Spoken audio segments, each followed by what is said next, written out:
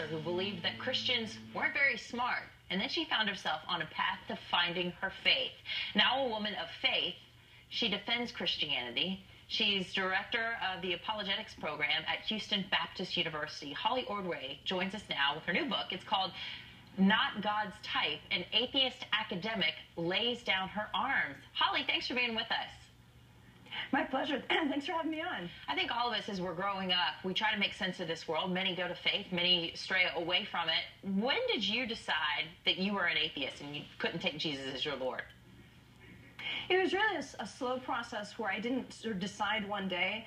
I was raised in a pretty non-religious home, not hostile, and we had certain sort of cultural Christian elements, like having Christmas carols in the stereo during Christmas time, but there was no Bible in the house. We never went to church.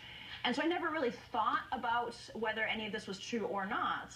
Then I went off to college, to secular schools, really good schools, got a good education, but I absorbed the kind of attitude that Christianity was just a historic thing, a superstition, that, you know, up-to-date intellectuals didn't need it. Yeah. And that led me to then, as I was doing my first master's degree, when I started to encounter then Christians who were really pushy and, you know, kind of aggressive in their evangelism, the two things went together to make me sort of start to self-identify and say, I have no reason to believe this is true, I actually don't think it's true, and I don't like what I'm seeing, and that's when I really thought, yes, atheism is my view. Yeah, you felt like these people were being duped by the Bible, but all of a sudden you found yourself becoming a Christian, so these very things that you thought were duping people were somehow duping you?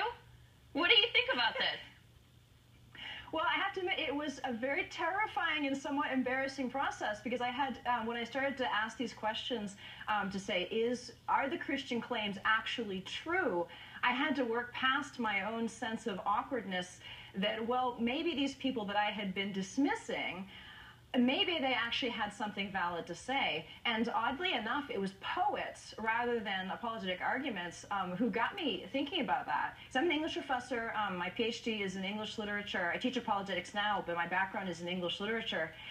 And it was in reading these great poets, first reading great literature as a child, like The Lord of the Rings and The Chronicles of Narnia, then reading great poetry in college, and having it stick with me that then, as I was teaching literature, I found myself really finally confronted with the fact that these great, intelligent, brilliant authors really believed in what they were writing about. And that led me to ask some questions and say, maybe this isn't so simple. And we have a picture of you being baptized we want to share with everyone. You say, though, that you've had some people call you a traitor who were atheists, especially some trolls online who were hiding behind that. And they say either you never thought about faith seriously in the first place, or you never were an atheist in the first place. How do you respond?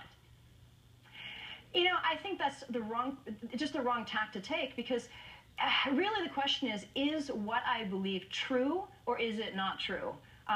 Questions about how I got there are interesting in terms of the journey. I think very important in terms of how I came to grapple with the faith.